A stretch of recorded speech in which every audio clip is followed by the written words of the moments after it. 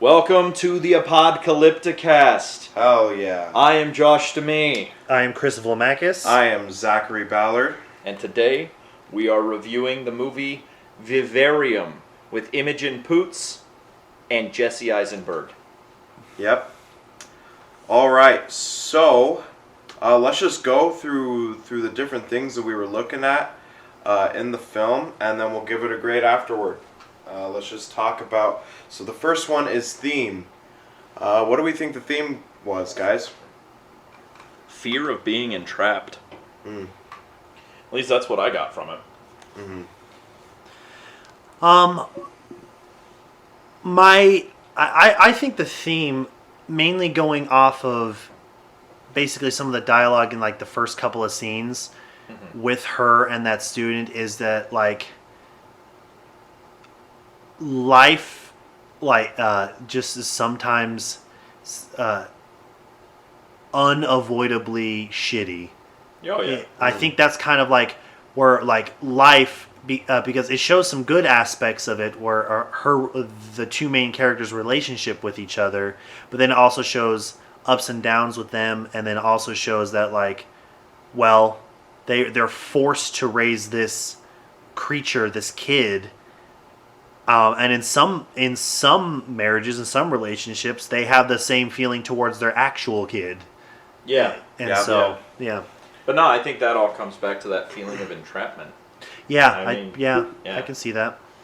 I think the theme was what is natural and what is unnatural.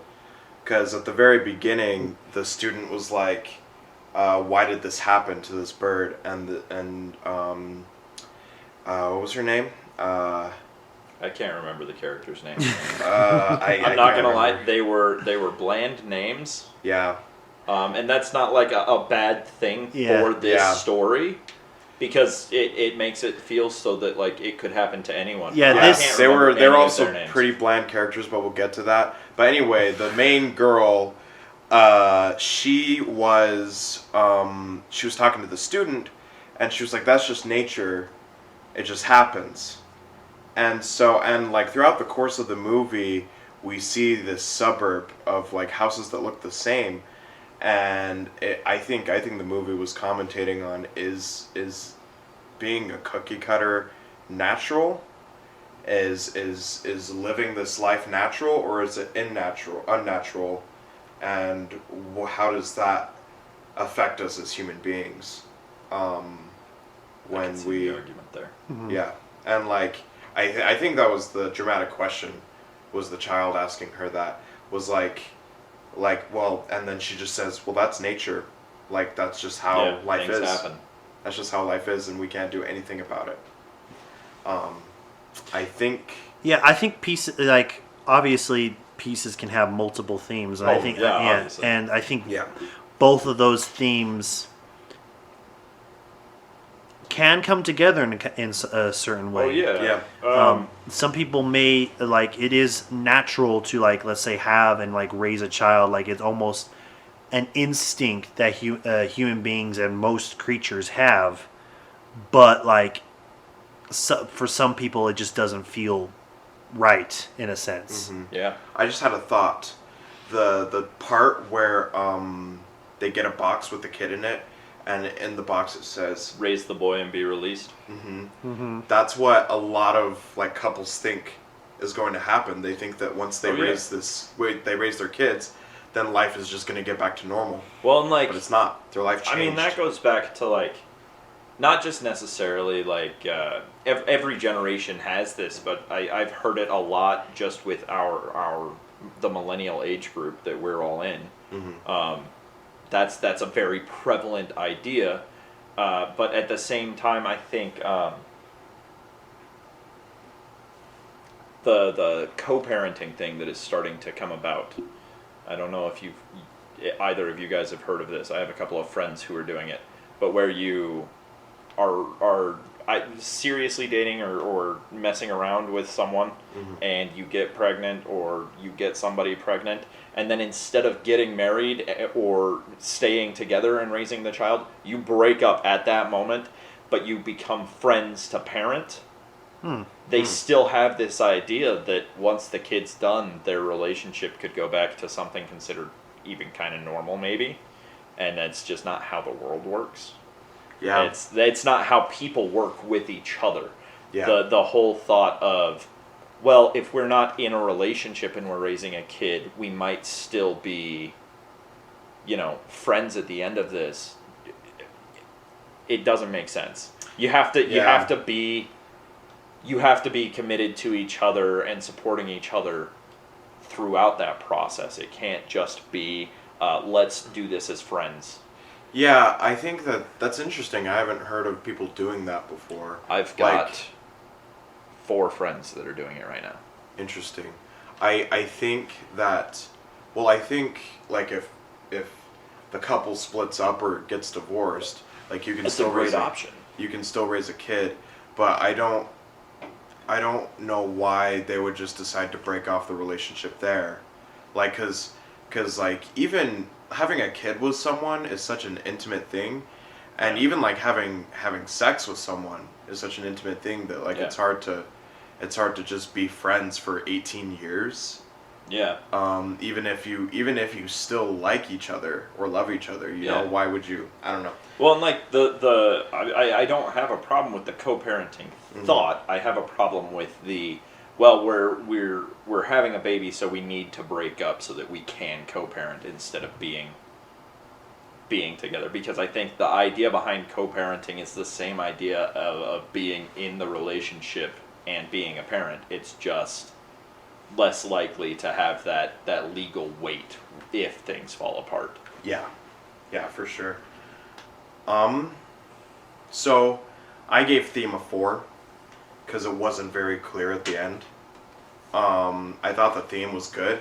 I just wish like the ending made sense to an extent, but it didn't really tie the themes that they were going for at the end. So I gave Theme a 4. I think we differed on that because we saw different themes. Mm-hmm. I gave Theme a 5 because I felt they stuck to that fear of suburbia and fear of entrapment and fear of being in this cookie cutter neighborhood and cookie cutter lifestyle.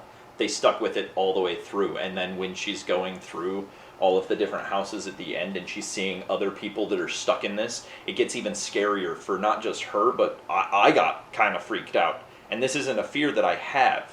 Mm-hmm. I'm not afraid of suburbia. I am afraid of like cookie cutter houses and stuff, but not so much that I'm like actively trying not to go into any neighborhood that may or may not have those kind of people around. Yeah. It's just, I don't know. It triggered something in me based on how I had viewed the theme of the movie the entire time I was watching it, and it was I think they did it well. If we're following the fear of that entire premise. Yeah. Yeah. Along the same lines as Josh, I feel, although the message to me was kind of muddled in some areas, I feel that the theme and them expounding and getting to the climax towards the end of the show, I would give it 5 without. I'm not going to do fractions. I'll just do 5. Okay, yeah, that makes it easier. That makes me feel like you're sitting at like a 4.7. Yeah, 5 or something like that. So I guess out of all of us, the theme would be a 5. Yeah, I think so. I like the themes. I just wish it tied it in more, but. So, okay, theme is 5, so perfect score so far. Woo. Writing and story. I'll start with this one. Okay. The story to me was fairly predictable. I like it still gave you a pretty eerie sense, and like the way that it was written and the way that, and we can talk about characters later on, but the way that certain choices that were made about the writing, you got eerie, you got creeped out in some areas, but there was a lot of times while watching the movie, and anyone can have this, but I was very much predict what was going to happen or adjacent to what was going to happen, and it kind of did happen, I had a very much prediction at the end about like it just with the way the young boy was acting and the young boy was dressing, and I think it was kind of purposeful that it was in your face that this young boy was growing up to be somebody like the Martin character we meet at the very beginning of the movie. Yeah. If not, like there was also the prevailing theory that like through some weird happenstance that he actually was. That was a theory we had that he was Martin. Yeah. But like my thing was like this seems to be like where did Martin come from? He was raised in some sort of scenario like this, and I think the best choices that they made were some of the choices that specifically were like involved with the kid, and like but like it was it was fairly predictable to me with the delving into the madness of both characters, how she kind of defaulted to like being a motherly figure, how Tom. You got their names. How Tom kind of delved into madness and like the first sign of him honestly being a person that's trying to escape and everything like that. I was kind of like, okay. And then towards the end when it was just like, okay, I don't think they were trying to make it like, oh no, is Tom going to survive kind of thing. I think it was very simple to me. Mm-hmm. Simple isn't necessarily bad, but in some of the areas it was over simple and kind of predictable for me. And, that's just my thing. Yeah, yeah. No, I agree on most of your points. Actually, when it came to the story and the writing, it just wasn't as strong for me as I was hoping it would be. I enjoyed it, but there were multiple points where, and it wasn't the actor's fault, or the director's fault even, but the lines just fell flat. And rewatching it the second time, because the first night that I watched it twice. I got to the end the first time and I was like, I kind of really liked that. I'm gonna watch it again to see if I can maybe pull more notes and more thoughts out.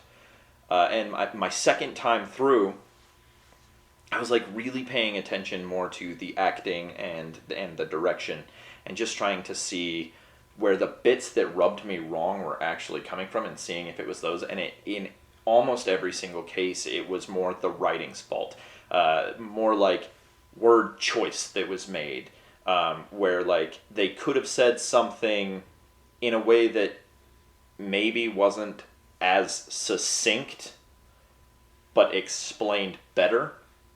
And I felt like throughout the entire thing they wanted as little talking as possible between the two leads. Yeah, which is interesting because like they introduce these characters as like they've been dating for a while. They've been dating for a while enough, and their relationship is serious enough that they are looking for a house to buy together. Yeah. And so like the fact that almost from the very beginning of their ordeal, they kind of aren't talking a whole lot about it, and they kind of almost immediately have like an angry breakdown, like with the whole driving scene about it. As like, sure, that's a crazy scenario to be immediately thrown into, but I agree with you on that that thing. I did like that they made the characters so single-minded once they started actually delving into how they were breaking down. Yeah. Right? He just wanted to escape. Yeah. If that meant digging that hole until he hit the core of the earth, he was going to dig that hole until he hit the core of the earth. Mm-hmm. That was his sole drive. He didn't really come out of that much. There were a couple of times where, he felt like he was connecting a bit with the kid, but, it almost immediately snapped. And hers, she went into herself. You could see in her, she had a lot of depression about the fact that they were trapped and that she felt alone. I think that kind of shows like when a couple feels like they're trapped, like the basic cookie cutter couple is that the man works to death to try to I can try and get out of the situation. And the mother is depressed, but she tries to take care of the kid to get out of the situation. Yeah, I can see that. To make the situation better. I thought the writing was very simple, and it just went along very naturally. Like I feel like they followed plot points very well, and it was very predictable. Like there wasn't we kind of knew what was going to happen. There wasn't necessarily a big like plot twist. Like, No. oh crap! I didn't 100% see. There were a couple of moments where I was like, oh crap! I didn't think they would go like that far, or like that was odd type of thing. I think the part that really just surprised the hell out of me, and I knew they had to do something here, but when he opens up the sidewalk, that's surprising. I was like, what? What is happening? I mean, the entire show is like on that edge of like, this place doesn't seem quite real. Yeah. Like obviously they like with the food doesn't taste like anything. Well, and the clouds. And the clouds and everything like that. And then the houses themselves, even if you look at like the quote like suburban neighborhoods that are like the cookie cutter neighborhoods and everything now, you still can tell like it felt even more, it felt like surreal in a sense where like every single one was the 100% exact same color, exact same build, exact same everything. And when it did like the long shots of the buildings going there, it almost felt like you were looking like through a kaleidoscope in a sense.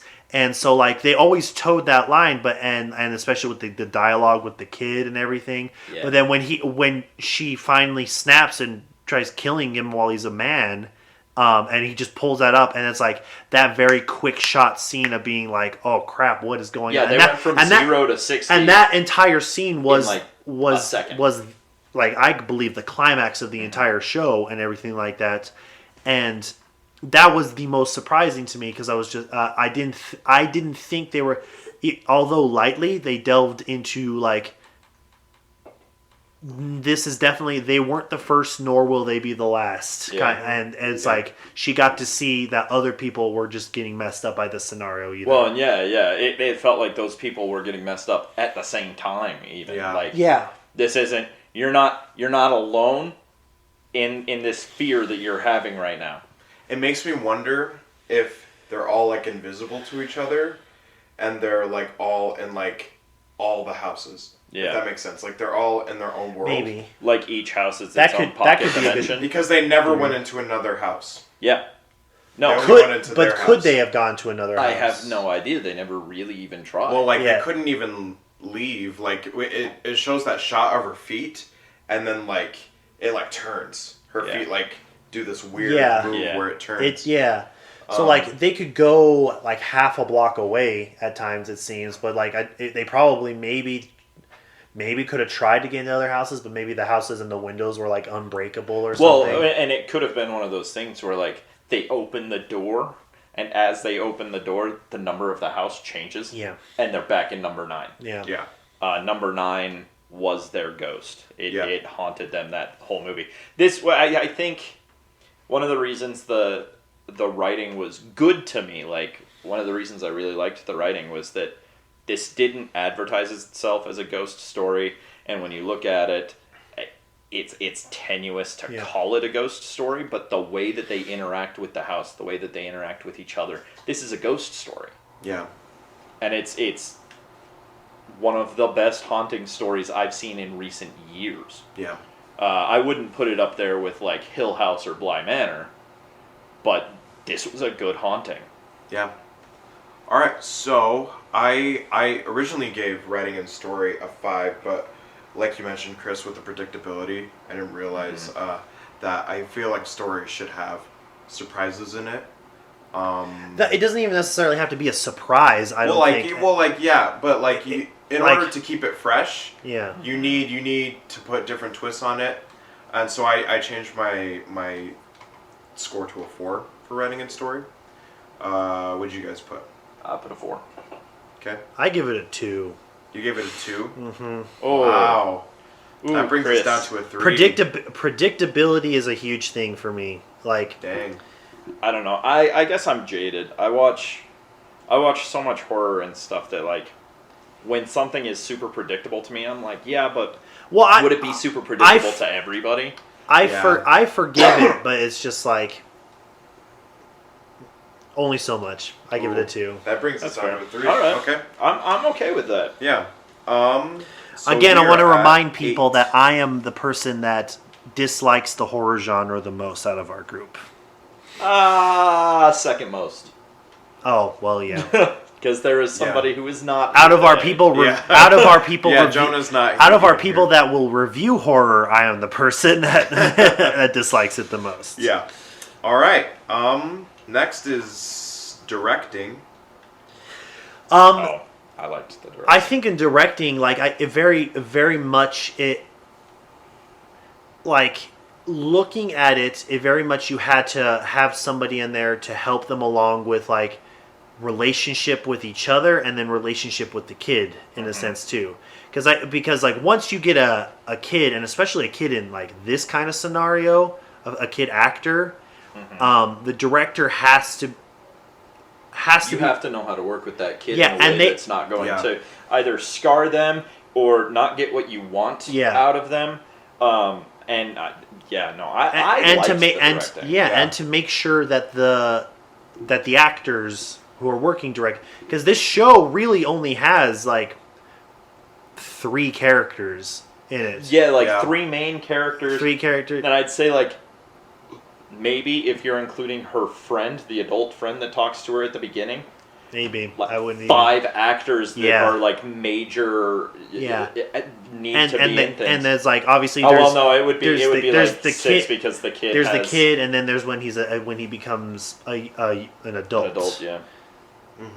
Yeah, I thought the directing was like, as a director you need to put all the puzzle pieces together, all the design, all the actors, and it fit really Yeah. well together. I believe so as, too.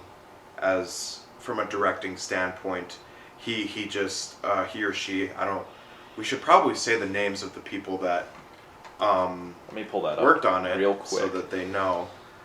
I'm gonna pull it up Yeah. right now. But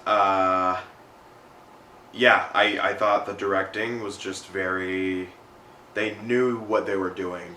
Oh, her name is Gemma. Her name Yeah, is Gemma. yeah. It's Tom and Gemma are the Sorry two main for characters. calling you a he, Gemma. That was very misogynistic of me. No. That was the character. Oh, The character's name is Gemma. Imogen Poots' character's name. Who was The the director is Lorcan Finnegan. Is her Lorcan. name. All right, never mind. Lorcan. Take that back. Lorcan, good job. And Who was the writer? let me look up the writer. I was going through the. So Lorcan wrote it along with Garrett Shanley. Garrett Shanley was the official screenwriter. Okay. Cool. Good job, you two. All right. So, yeah, I thought the directing was good. I gave it a 5. I gave it a 5.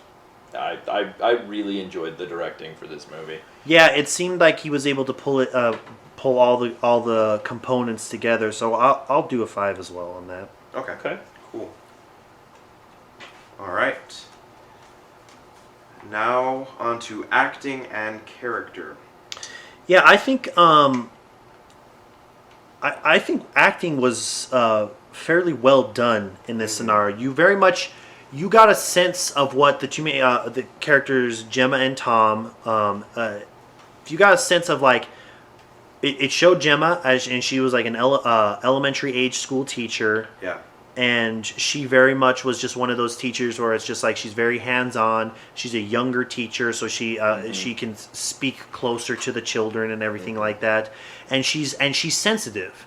Like she was sensitive to the girl's sadness of seeing the dead baby bird, and Tom himself it was also sensitive in a sense because he also did like somewhat of like a small burial for the bird as well too, and it showed that their relationship and they were able to show what I feel is like a very real relationship where it's just like they I think one of the like moments at the very very beginning of the show is when they are first told to follow the character Martin to this place to view it as just a house and everything.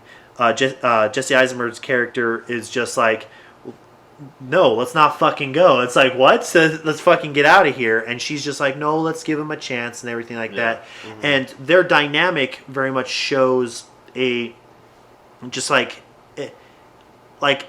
come from, obviously, like, because Imogen Poots' character obviously is a person that seems to be coming from, I would assume, England or at least the United Kingdom and everything. Yeah. And the character Tom is he's very American. He's very American. So it seems like it's not necessarily like they're trying to be fish out of water, but you can be like, okay, they come from different backgrounds and they have different personalities, but they care for each other a whole lot. And sometimes you can look at some couples in movies and you wonder, why on earth are they together? And this relationship, although it's been going on for a while, is still a very, very young relationship. They aren't married. Obviously, it seems like there are talks of marriage and everything like that, and they're buying a house together, so they're well enough along in the process, and you can tell because you either have been or you know a couple that has been in this part of their process of their life. And then they're thrown into this supernatural, out of this world experience, and it shows a huge test. And they argue, they fight, they sort of make up in some situations, and in other situations, it takes them a perceivably long time to make up until they realize what's like most important in their sort of thing, and. On top of that, the children actors are like, especially in the last handful of years and stuff like that. The kid freaked me out. Like, But it was partly because of the way they edited his voice. Yeah. But like the kid was able just to do there and be like if you like, everybody knows the kind of person that just like walks into a room and just kind of stands there awkwardly and is just kind of like creepy by nature type of person. Yeah, that kid nailed that on the head. Yeah, he nailed that on the head. His facial expressions of, I think there was like the line where it's like, he's always watching us, and like him literally being like standing there just watching. It just is like, oh, that was the kid itself was the main creepiness factor of the entire movie. For me. Yeah. I thought like Josh said before, I thought the acting, the characters, they were supposed to be that anyone could fit into those molds. Yes. Yeah. And I like that. That's how I wrote one of my plays, Apricot Tree, as I wanted people to look. He just plugged something. Yep, I did. Plugging. Yep. Plugged it in. Shameless plugging. Look out for Apricot Tree in the next few years, 15 years from now. I heard about this in the Apricot Tree's coming. It's coming. I don't know when, but it's I coming. remember their Vivarium podcast, Apricot Tree. But I lost my train of thought. You were talking about character. And yeah, how we fit like in the molds. we could honestly see ourselves in those molds, and I thought the acting was very, very, very good. Like the kid, freaking, and even the other actors that you see. Yeah. Like, yeah. Well, and like Martin, the adult version of the kid, basically, he freaked me out. Like from the get-go, they meet him, and they walk into he is so off. They walk into the real estate place, and it's just like, he immediately seems like he doesn't know how to talk to humans. Yeah. Yeah. He immediately does all this weird stuff. He's very he mimics her. Yeah. Yeah. Well, once they get to the house, he literally mimics her, and it's just like, what? And it was, and now it's out. That was out of the blue, and being like, okay, what the crap? And then he's first real sense. And then he's just gone. Yeah. Well, he was like, and that he mimicked her in the perfect place. He mimicked her when she was like, "Oh, we're not thinking of having kids yet," and like that happens to young couples so often. Like that's happened to me and Alina, where like he almost mocked her. He almost mocked her. Yeah. Well, for not Tom wanting takes to have... it that way. Yeah. No, I agree with you that the characterization here was pretty good, and the blandness wasn't a problem because it was, they made you feel like you could be these people, and I personally felt like somebody had been watching my life as I'm married to a teacher, and did manual labor for a long time. Yeah. Still trying to get back into doing manual labor. I like my job sitting behind a desk, but I miss doing theater, honestly, and where I do theater is a lot of manual labor. Yeah. And as the story went along, the acting was still just really good. Like with the trauma, with the crying at the end. When she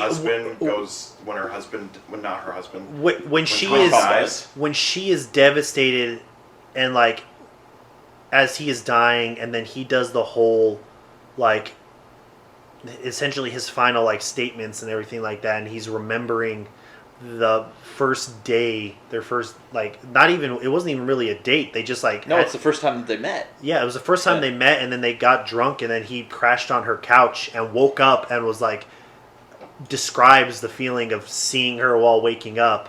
Yeah. And then how devastated she was, and then the actor playing the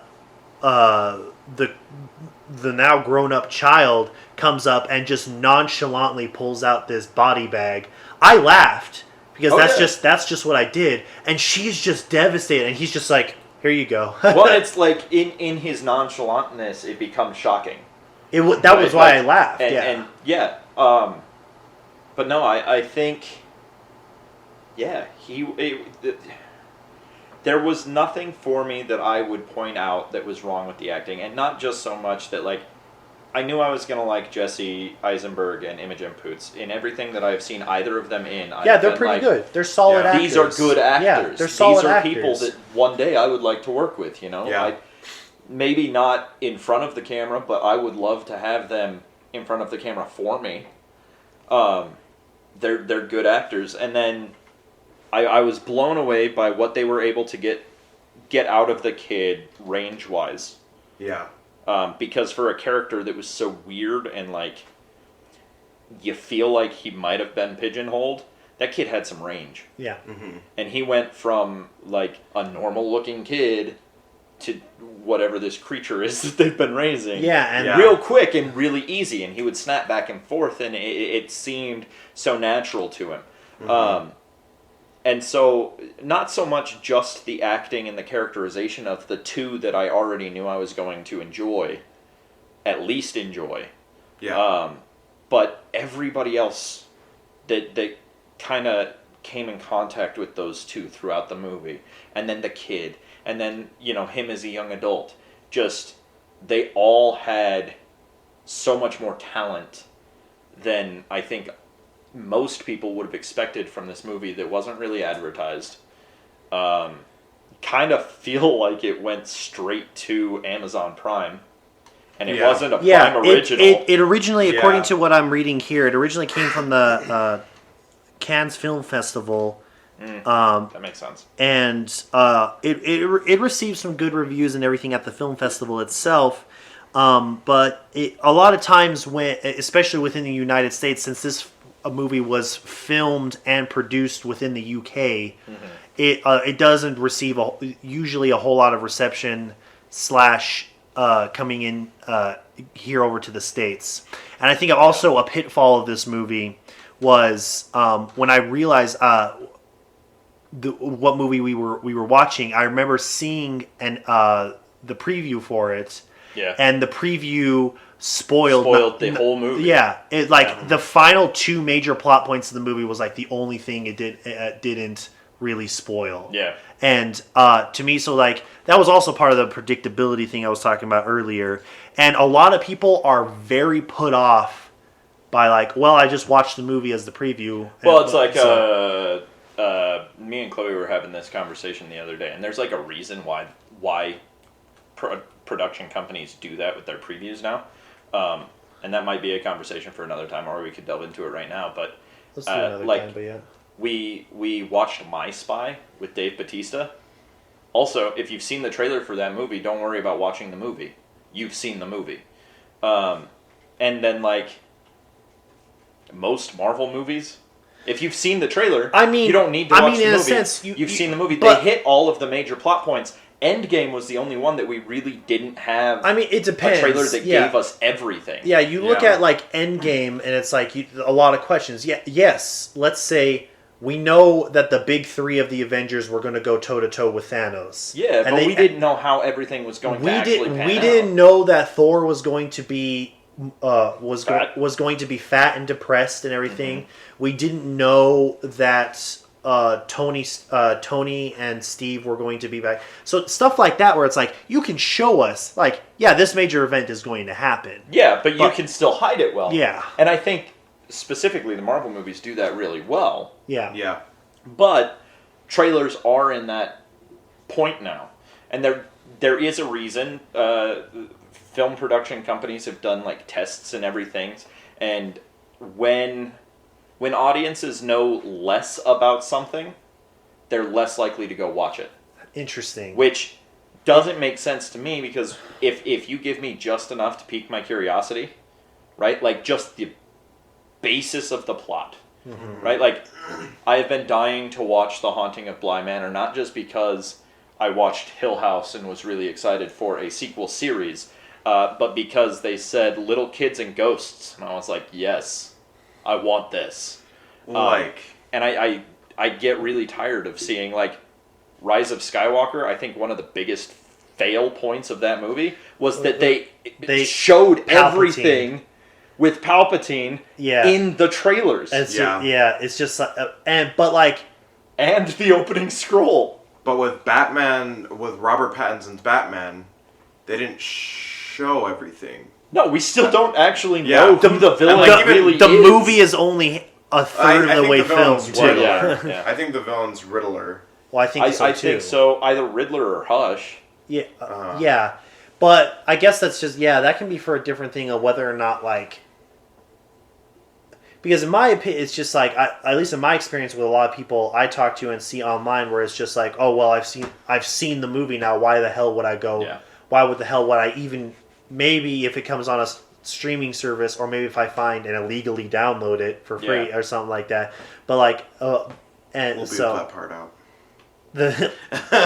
I'm not condoning or enforcing. Do not illegally download. But it happens. I can't say that it doesn't happen, and a very large amount of people do that, especially in the era of that we are right now. Yeah. Okay, let's move on to the next one. Acting and character, I gave a 5. Yeah. Yeah, I think they did a very good job with the limited cast and everything. 5, I believe so. Cool. All right. Now, let's go on to special effects and CGI. Not a lot. There wasn't a whole lot. Not a whole lot. What there was, like, it was almost... It all looked practical. A lot of it... I think the specific house they were at was very practical.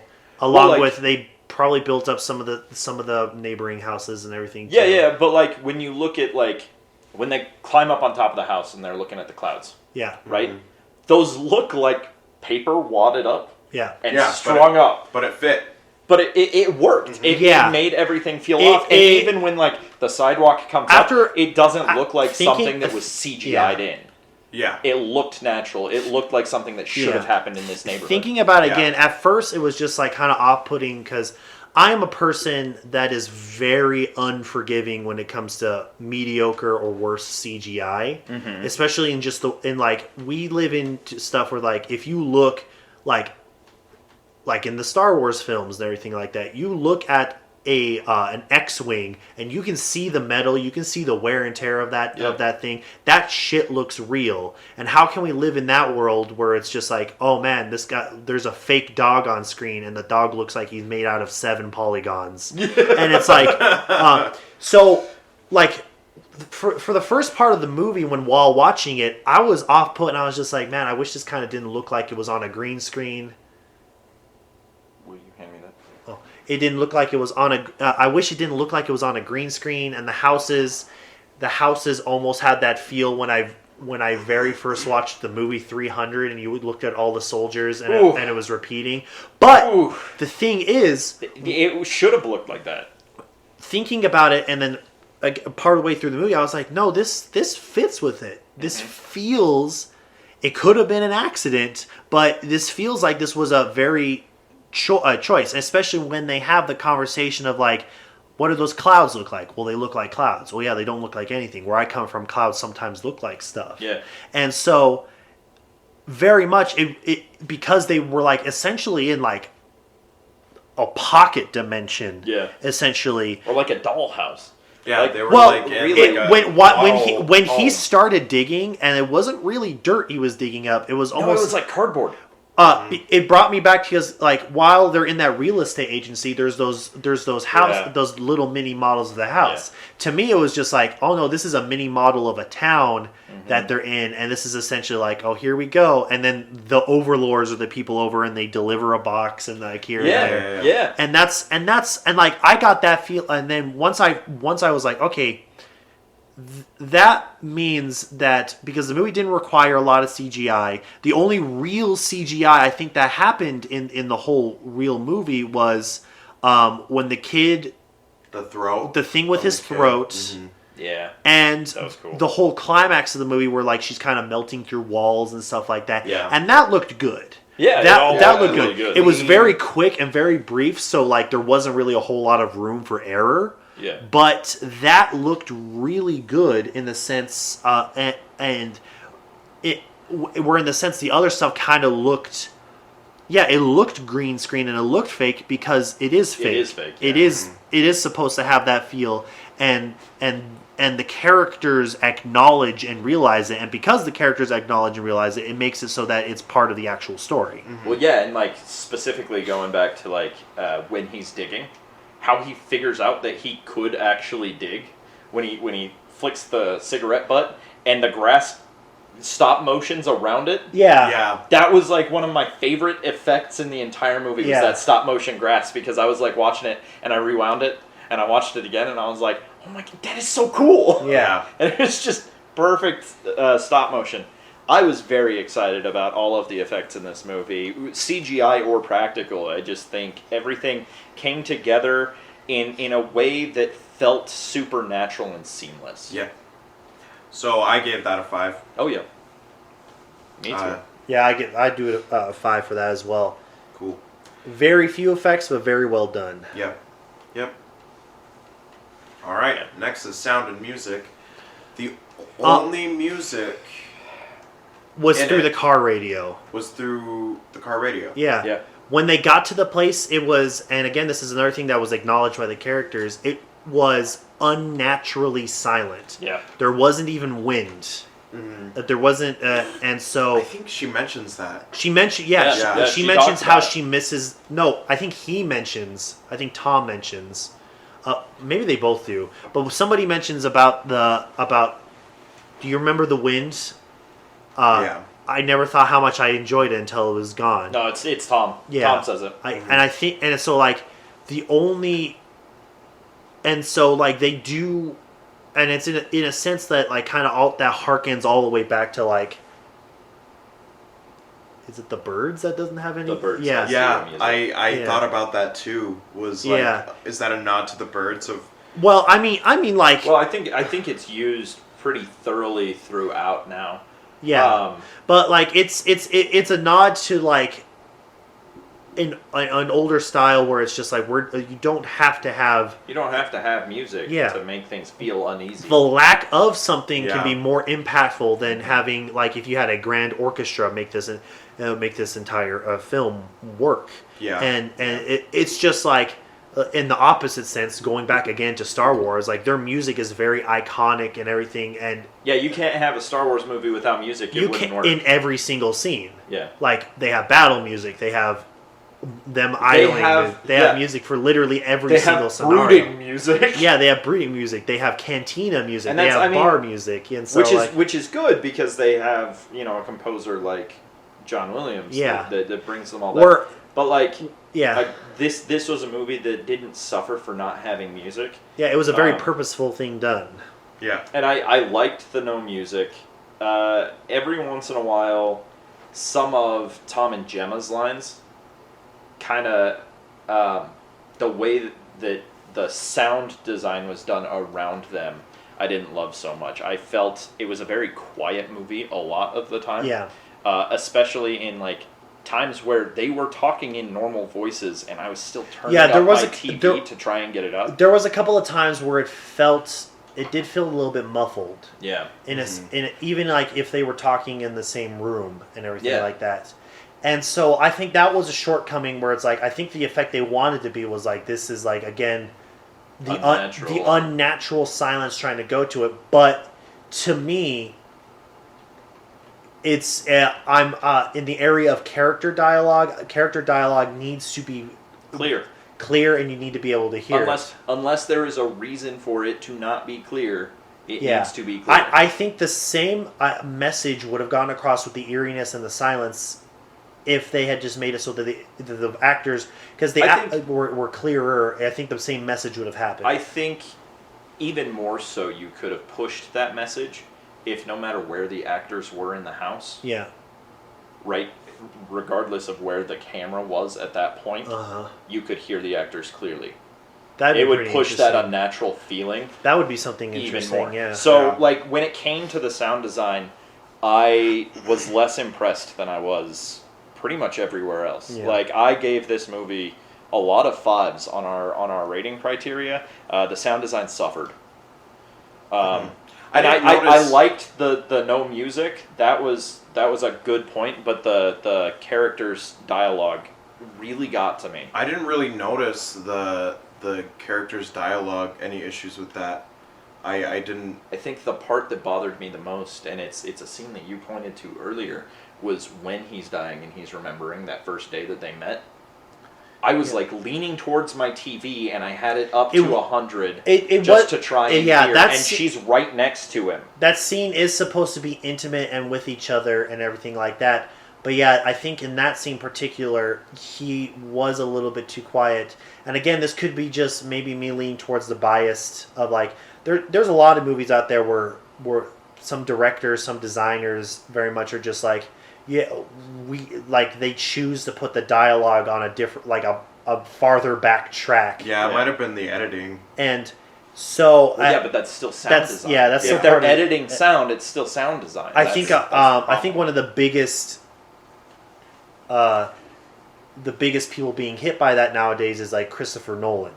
Nolan films, the last 4 or 5 Nolan films, albeit they're good and grand spectacle films, he very much, if you listen to the characters' dialogue, it is hard to hear some of the dialogue because there's so much stuff. A lot of the time. So, and like a lot of people meme like Dark Knight Rises with Bane and his mask and everything like that, but that kind of was the start of it. And the biggest critique of the latest movie, Tenet, was still haven't seen that. Was apparently it's just like you listen to it and it was almost at like it definitely was something that happened throughout the entirety of the movie was the dialogue took a back burner to all the other action and noise and but you needed to hear every ounce of dialogue to even try to understand the movie. Yeah, well that was one of my biggest problems with Inception. Inception, because, like, especially I have other problems with Inception, but yeah. I think it's the real world where they're crashing in the van. It might have been the first dream, but when they're in the van crashing and they're going into every other dream, right? Cannot, when they go to the van, you can't hear anything that needs to be heard. When there's like the 7 different scenes happening in that sequence, I'm just like, what am I hearing? What's happening? Yeah. And I understand this is supposed to be a sensory like explosion and everything, but still need to hear. I want to hear the actors. I want to hear the actors so I know what the fuck is going on. And like a movie like Vivarium and everything like that, you want to absorb every piece of information possible in order to maybe try to understand any of the show. And the show leaves kind of open ended in a sense where it's like, we don't necessarily want you to know or understand what this world is. This is just an event that is happening in a sense. But like, I still want to hear the actors. Yeah. I still want to be able to clearly and concisely hear that sort of stuff. And I felt like it could have been done a little bit differently. Like it was close to still it fit the theme, but it fit the theme a little bit too hard. Yeah. Yeah. No, I really just the dialogue killed me. So Yeah. are we ready to give our scores? Cause Yeah. I am. Yeah, I gave Sound a 2. I give it a 3. I gave it a 5 because I really didn't have an issue or Okay. problem with it. I mean, that makes sense, man. So are we giving it a 3 in general? I think so. that's what it averages out yeah, to. Yeah. I think so. Okay. All right. I wanted to add one more thing. I really liked how there was happy music instead of sad music, and that made it when they were creepier. playing it in the car. Mhm. Yeah. Yeah. Yeah. Yeah. Yeah. All right. Next is cinematography and lighting. That cinematography. The lighting, the lighting I felt gave it more of like it added to the surreal nature of it, because like even though the houses themselves were bright green, it was almost as if the lighting itself was just like it didn't quite look like sunlight. No, Yeah. no, It it was- looked it like was- somebody was holding a flashlight. It was adjacent over them. to sunlight, and like every single time it did a shot of the sun, and the sun was like perfect. Yeah. And I'm like, there's some days where you can see the sun and it's almost perfect and everything like that. But most days you're seeing the sun and not even necessarily clouds, maybe just like smog or immersion. Any kind of haze, yeah. Or like, or whatever. But every single day the sun was the same color. Every single day the sun was the same, like And basically it was always perfect, a perfect circle. like perfect round disc in the Yeah. sky. Mm-hmm. And like I don't even think if you pay attention to the movie, I may have to look back at it, that there was even really shadows cast by the clouds that were there. No. So No. And I liked the sun because it kind of harkened back to when they show the sun. It harkens back to one of the first shots in The Exorcist. It's Oh, yeah. This, they're in, I want to say it's Afghanistan or Iraq, when he finds the Pazuzu totem. Mm-hmm. But it just shows a shot of the sky, and there's like heat waves and everything, and right above where the heat waves end, there's a perfect orange sun, just beating down on this like pale orange and yellow sky, and it's a shot that has stuck with me since the very first time I started trying to watch The Exorcist, which I never finished The Exorcist until like 4 months ago, because Yeah. I would get like 10 minutes in and I'd get busy, or I'd get 10 minutes in and I'd be like, nah, I'm not really feeling this tonight, or I'd get 10 minutes in and I'd be like, this is a bit too creepy for me. And then I actually watched it and I thoroughly enjoyed the movie. Different movie, different review time. yeah, But it calls back to that. And like the first shot that you see of the sun in this place is almost the exact same thing, except for instead of a pale yellow and orange sky, it's a bright blue sky. yeah, Yeah, I don't know. I liked the lighting. I liked the cinematography. That when they're trying to get out and it just keeps cross dissolving, yeah. right? Yeah. And their That was really faces good. are like just barely off from where they were before. Mm-hmm. Oh, It was really It was good. just I enjoyed it. And they did a lot of really cool like angles, and they Yeah. did close-ups towards the end where they're really next to like their forehead, which makes them look crazy. Mm-hmm. Yeah. And it was just very clean and very good. Alina pointed out something that I want to bring up, is that there was a lot of use of primary colors. Yes. Yep. Besides the green. It seemed that like in the house, almost every single room had its own distinct primary color. Yeah. Like I think the bathroom was like red. Yeah. Or at least a pinkish hue or something like that, and it's just like it very much seems it's just like it was very cut and dry. Now their color palette for the movie, outside of Tom and Gemma's outfits, Yeah, because those get into some earth tones and, Yeah. and Yeah. stuff. But their color palette for the movie was like 6 colors. yeah, They Yeah, had it was the basic primary colors. and secondary and nothing else. Yep. And yeah, there was times where it felt almost monochrome when they were in a specific room, and the only color you were seeing was that one primary or Yeah. secondary color, and you were like, Jesus Exactly. Christ. Yeah. Yeah, it was really good. He wasn't there with them. It made it seem fake. It made it seem more fake. It played into that whole dollhouse feel that the whole movie has. Yeah. All right, I think we covered that. I gave it a 5. I gave it a 5. Yeah, 5. Okay. I mean, this movie should be at least in the 40s. Yeah, we're at 31 right now. System. And we have 3 more things to go through. So, yeah. Let's go. We're approaching an hour. Yeah. Okay. Hair and makeup. I thought it was good. I mean, yeah, I thought it was fine. It didn't really have to be anything. Yeah, other it was just fine. like Tom and Gemma were just normal day-to-day people. There wasn't a whole lot of like they need to doll themselves up for anything. Yeah. And like, I guess they made the kid obviously seem paler. Yeah. And like obviously his hair was like yeah. It never really insinuated, like the kid always just appeared dressed and like ready for the day and everything. And I like to just assume that like his hair never can be messed up. Yeah. And like, and sure he can change clothes and everything like that, but he just shows up and he's like, he doesn't have to care about hygiene or anything like that.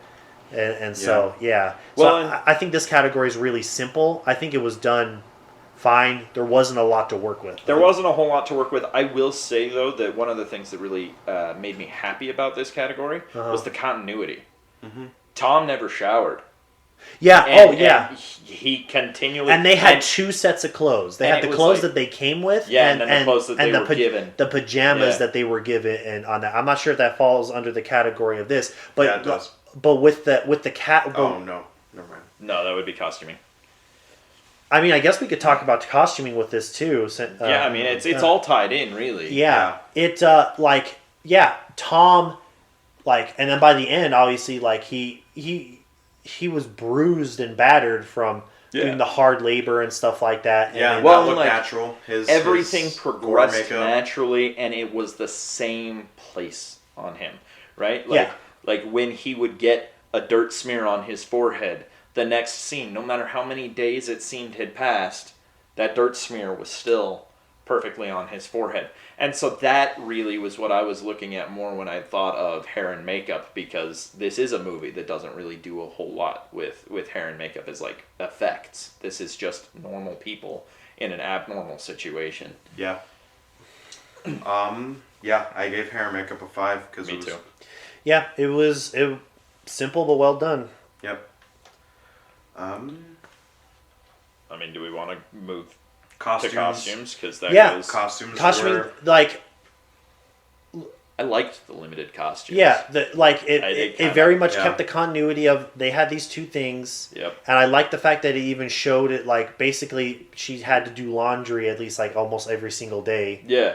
And his costumes, Tom's costumes, basically, his main clothes just became dirtier and more stained. Yeah. And the kid's costume stayed pretty much crisp, clean, it's almost like sterile in a sense. I think sterile is the right word. I think sterile is a good word to describe the kid, period. And like, and the costume was one of the main things where it's just like, something's going. Like this kid is obviously related by some means to the guy we met at the beginning of the movie. Yeah. I kept expecting a name tag. Well, Wait, he takes Martin's name tag at the end of the movie. So the name Martin is just a moniker. Yeah. Like, it's the Dread Pirate Roberts. I gave costumes a 5 as well.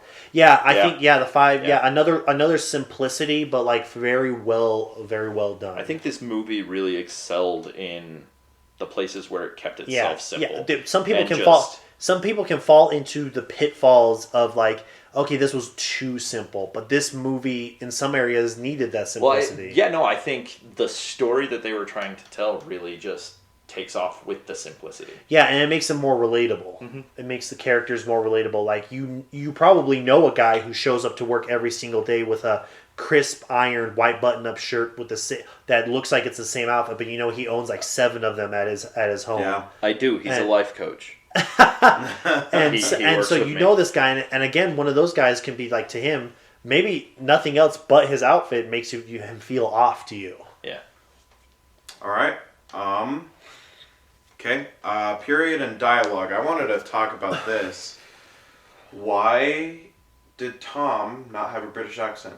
He's American. I think it doesn't talk about it, but yeah, I'm just wondering. Well, like obviously he's American in the story. Do you want to know why they made that choice? Yeah, like why did they make that choice? I mean, I believe like it wasn't an accident. I think if whatever discussion they had behind the scenes of that may very well have come down to when they if they were doing the auditioning process, and and probably Jesse Eisenberg did a reading and they were like, okay, and the writers looked at it and said, yeah, it actually technically doesn't matter if Gemma, if Gemma has a French accent and Tom has a German accent, or what, as long as they could be cohesive together and they could read their individual lines together, and it also, to me, shows, because in a lot of movies, you see a lot of people from the same country is just okay, well, couples are both British, couples are both Irish, couples are both American. You see a lot of that, and to me, it could have been, potentially, I'm not sure if it was really a whole lot of discussion or anything, been hey, we're just going to have this couple, one is a person that obviously was raised in some part of the UK, and one was obviously raised in probably the United States and moved over here. Yeah. And looking at the story, it really isn't a big deal. If Tom was British, what would have changed about his character? No, he probably would have been. Here's the thing, I don't think they changed the script because he would say things that British people say. Yeah, he may have been living there for a while. Give me a go. And I've never heard Americans say, that is something. Well, again, he could have been a person that was born and raised in the United States and then probably been living in the UK for a handful of years. Yeah. It just kind of threw me. You pick up slang all the time. I can see that. Yeah. Really, I've been calling you guys my guy all weekend. Yeah. That is not something that I normally would do. It's something fairly recent. Yeah. And it's just because it's a new slang term that I picked up. So he's living in the UK. It makes sense that he would have some UK slang regardless of whether he has a British accent. I don't think that they wrote for a British person and then were like, you know what? Let's make him American.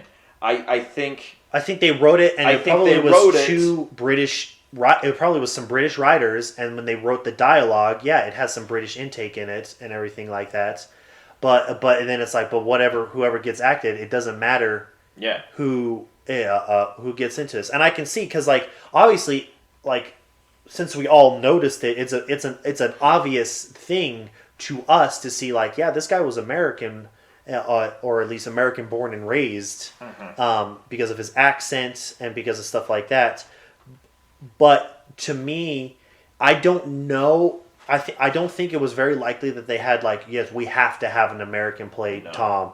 To me, I think the most likely scenario was they had auditions for the show. They had an idea of what they wanted. Yeah. Jesse Eisenberg came in and they were we should use him. Yeah. I think that's how it did. It threw me out when he would use British slang. Yeah, and it is always pretty interesting. Something there are certain things when you see and you. I think it came down to expectations. Oh, this guy's American. Wait, he just said a British slang. So but I don't think we would have heard him call a cookie a biscuit. Probably, I think he would have called a cookie a cookie. Yeah. I don't think I think terms that are instilled in you as an American as you're growing up would stay those things. I think really because what we do hear him use that is British is slang. Yeah. And that's something that's super interchangeable. Yeah. All right. Let's grade it. I gave it a 4. Period and dialogue period was fine. It was modern day.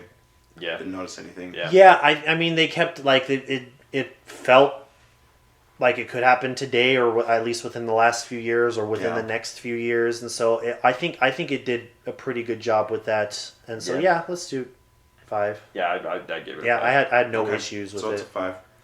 All right, so we are at 46. That is done going through everything. We're 46. We took 4 points off of the entire score. And I think You know what? I really enjoyed the movie though. Yeah, Like, the movie. We're at 92%, honestly, so that is an A minus. yeah. Honestly, like I enjoyed the movie. My biggest qualm doesn't really fit under one specific category, except for the fact like it fell flat in a couple areas for me. Yeah. This was definitely a movie that like sit down, you watch. There were some unexpected things. yeah. There was a lot of predictable things, which lowered it a lot in my eyes. And this didn't fall under like normal like Halloween horror Yeah. or No. anything like that. This definitely was more of a. It was conceptual horror. Yeah, it was. Yeah, it was more of this like eeriness, haunting feeling like that. Yep. Yeah. Yep. It was. It was. No, I liked it. a psychological thriller. It was borderline cosmic horror. Yeah, I would Right? say. You can't really define it and put a like fine tune, which is what cosmic horror is. Like you can't say, oh, that monster is why I'm afraid. Mm-hmm. It's a concept that you're afraid of. Yeah. Yeah. All right. Awesome. So, A minus movie. If you haven't yet, we've already spoiled it for you. So sorry. It's kind of your fault for listening, though. Yeah, on a kiss movie my- review that you Go haven't watch seen. it though, because even it being spoiled, It's a good movie. it's still super good. We can't spoil the visuals, and the visuals is Yeah. what The makes visuals this are movie. what makes it Yeah. good, Yeah. All right. So, we need to decide what we're gonna do next. do next. Muppet Treasure Island.